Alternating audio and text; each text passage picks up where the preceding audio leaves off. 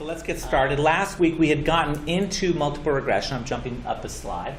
I'm sorry, simple regression. And we'd kind of gone through correlation, but then getting into regression. And they often get lumped together. We think of correlation and regression as one thing, but it may have helped to kind of see the difference. That with correlation, we're really just focusing on that overall pattern of a relationship. It's kind of that cloud of scores is what the correlation coefficient tells us, kind of which direction is it going and how tightly clustered they are. With regression, we're actually calculating the line that goes through that, and regression's used to make predictions of scores and to understand the relationship between predictors and the outcome. So we've gone into regression last week with one predictor variable, which we talked about as simple regression, because it's not to insult regression, but simple just because it's only one variable is a way of making the distinction. Now we're going to see today going from 1 to 2 to 20 is not that big of a leap. Yeah, we talked about in another way that we taught, another term you'll see used to describe simple regression or multiple regression often is least squares or ordinary least squares. And the idea of that is that it's just like we saw when we were doing the sum of squares and the characteristics of the mean, that the least squared residuals around the mean, the squared residuals around the mean is a minimum. It's the same idea, but now it's around the regression line. That's one of the defining characteristics of a regression line is these squared residuals around the line. And by residual, I mean are you above or below, how far off you are from the regression line. Square those, add them up, it's a minimum. And in the same way we saw that the average, one of the problems with using the, well, no, let's not go. One of the reasons that's important, because we could have other scores, we could have other lines that go through it. We could have other lines that go through it that the positive residuals cancel out the negative residuals. We just pick the average. We have a line go straight through at the average y, kind of a nice flat parallel, like a line, go straight through the averages, and the positive residuals here would cancel out the negative residuals here, and you'd get the average residual would still be 0, just like the average around the mean is 0. So the squared residuals being a minimum around the regression line is what makes the regression line unique. There's no other line that's going to have a smaller squared residual. Hence, we call it least squares. So kind of the next step then, just like when we did ANOVA, we then got, okay, we described we started to understand the purpose of ANOVA, that we're looking at these three different groups and the variability within the groups. And to do that, we partitioned the variance. We took every score and broke it into the variability around the group mean and the variability of the group means around the ground mean. We can do the same with regression. And we're going to partition the sum of squares in regression just like we did with ANOVA. But in this case, because we don't have groups, we don't have three groups we're looking at the variability around those group means. Instead, we have a line. You can think of it as almost an infinite number of groups. Or, every point along that line is kind of a little group. Infinite's not the wrong. It would be the sample size number of groups.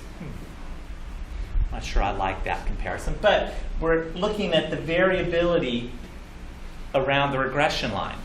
And we can break everybody's score up just like we did before. There's the grand mean of y plus y hat, that's the predicted score, right? Minus the grand mean, that's the difference between a person's score and the predicted score for somebody based on their x and the grand mean, plus the difference between their actual score and the predicted score. So you see, if you look back on the slides for ANOVA, you're going to notice it's almost exactly the same, except with ANOVA we had the gram mean and the sample means. Now it's the predicted score instead of a sample mean. But functionally, it's exactly the same. We're just breaking it into pieces. We can then partition that, and if you think, wait a second, it's the same slide from a week or two ago. I guess a week ago. And it almost is exactly the same slide. The only difference is we've got y hat instead of group means. And we don't need to do the double bar, for the gram mean, because we don't have all those. We're not taking a gram mean across multiple groups to kind of keep the difference. Otherwise, it's exactly the same. We take the gram mean minus the difference between my predicted score and the gram mean, and the difference between my observed score and the predicted mean. You can solve it all out. You shuffle the gram mean over. It's even the same steps till we come down to the sum of squares here, the sum of my individual scores minus the gram mean squared. Here's my total sum of squares is equal to the sum of squares of the predicted minus the gram mean. And when I keep saying predicted, that's the regression line. That's the scores along the regression line. So it's kind of the sum of squares for our regression line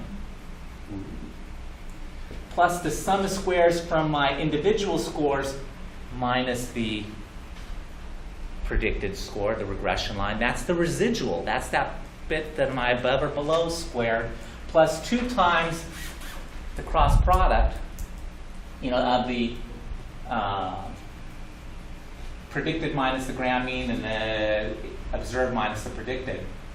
2 times that, which is still 0. Remember we talked about for ANOVA, this equals 0 because you're looking at variability around the mean, and we know all the variability in the end is going to be 0 and 0. So when you multiply them and sum them up, that ultimately equals 0. So that drops out, and we end up with the total sum of squares is equal to the sum of squares of the regression, my predicted score on the regression line minus the gram mean,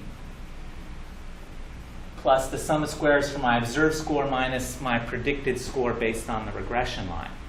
And again, if we just said group mean, it's exactly the same as ANOVA. Exactly the same as ANOVA. But because of that, we're not going to call this, where we said sum of squares between with ANOVA. Here, because we've got the regression score, this is that predicted score based on the regression line, we're going to call it the sum of squares regression. And here, instead of calling it the sum of squares error, we're going to call it the sum of squares residual. Now, pick up a different book, they may call it the sum of squares error. It doesn't matter because it's the exact same thing. So, and like with ANOVA, sometimes you'll see sum of squares between, sometimes they'll call it sum of squares treatment, sometimes they'll call it sum of squares effect. It's all the same thing, just different labels. People, God forbid, we all agree on some one thing to call everything. This is a little more important, the sum of squares regression. If only to remind you, it's not the sum of squares for around these groups. It's the sum of squares based on the regression line. But otherwise, it is exactly the same thing. Pretty cool.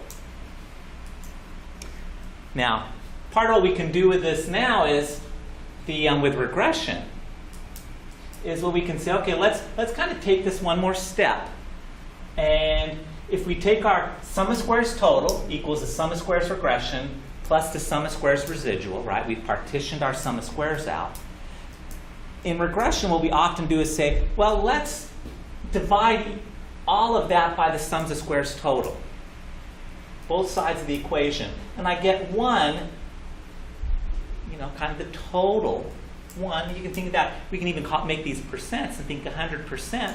1 of the proportion, 100%, is equal to the sum of squares regression divided by the sums of squares total, plus the sum of squares residual divided by the sums of squares total.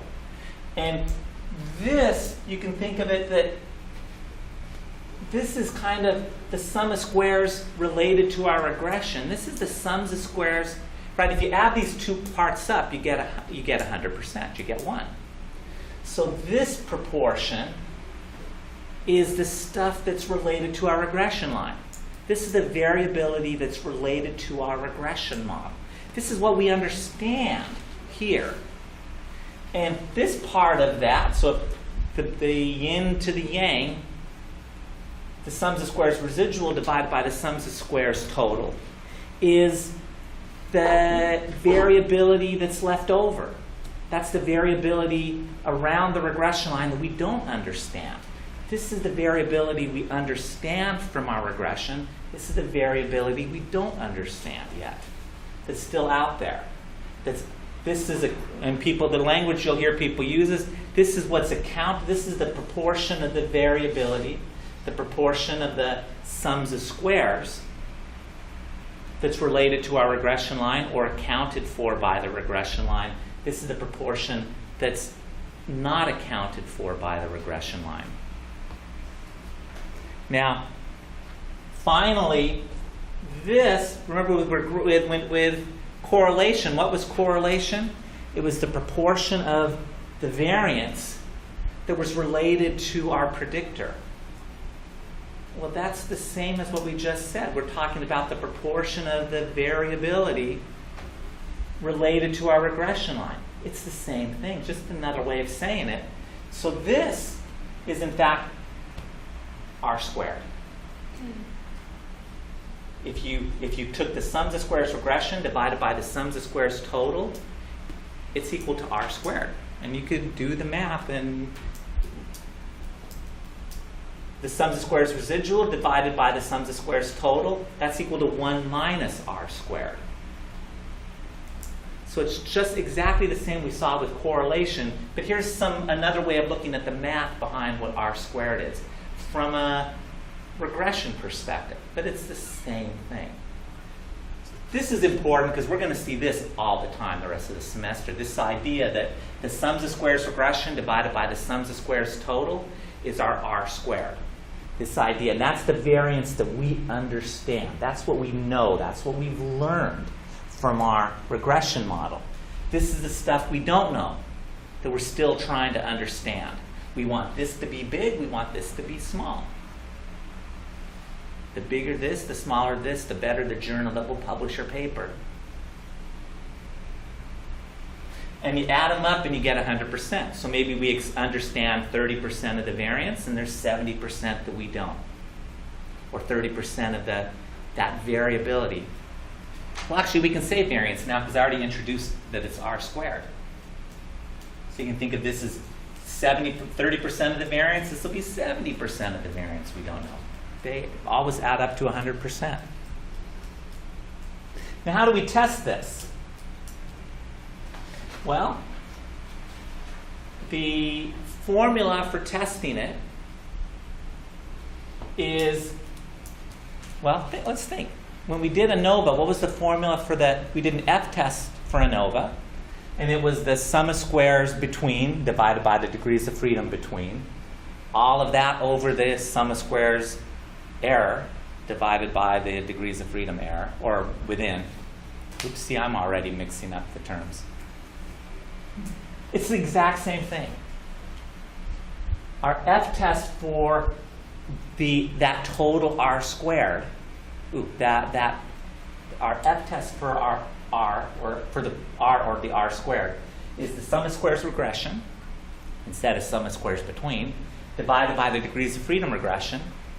All of that over the sum of squares residual, instead of the sum of squares error, divided by the degrees of freedom residual. Even the degrees of freedom are the same. Remember we talked about, it was K is the number of groups minus 1. It's K, which in this case now is the number of variables. And we're going to see why those are the same things in about 2 weeks. But for now, you can just trust me. During the break, remind me to go get a prop. I'll remember the prop. K. Trust me, we'll see later on why K is the number of variables is the number of groups. So it's K is the degrees of freedom regression, and N minus K minus 1 is the degrees of freedom residual. Exactly the same. Pretty cool. So it's like you learn one, it's kind of like you know one, you know the other. It's a 2-for-1. It's a special deal. So, you know, when you get like 2-for-1 Big Macs, it's a 2-for-1 Happy Meal. And you should be very happy.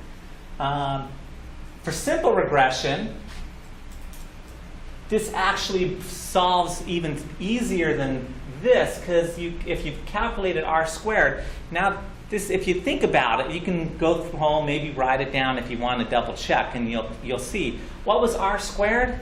It was the sum of squares regression divided by the sum of squares total. What's 1 minus r squared?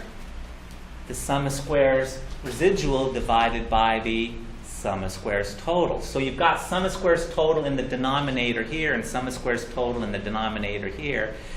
When you divide this by this, that flips, the sums of squares total cancel out. And you can actually go from here just to using r squared. R squared divided by k over 1 minus r squared divided by n minus k minus 1. It's just another way of doing the exact same equation. Sometimes it may be easier if you've got, if someone tells you the correlation, you can easily square it and come up with your f-test, you know, fairly quickly instead of going back and figuring out the sums of squares. But it works out exactly the same. And this even gets easier for simple regression because what's k? Is 1. So that even drops out. And it's just r squared divided by 1 minus r squared over n minus 2. Now, do you have to memorize this for any of your homework? No, because it's all open book. And you got the slide. Just remember, it's all on slide 37. It's right there, well, and in the book, of course. But conceptually, it's important to kind of see where that's all coming from. And again, we're going to see all of this over and over again. It's going to get, what's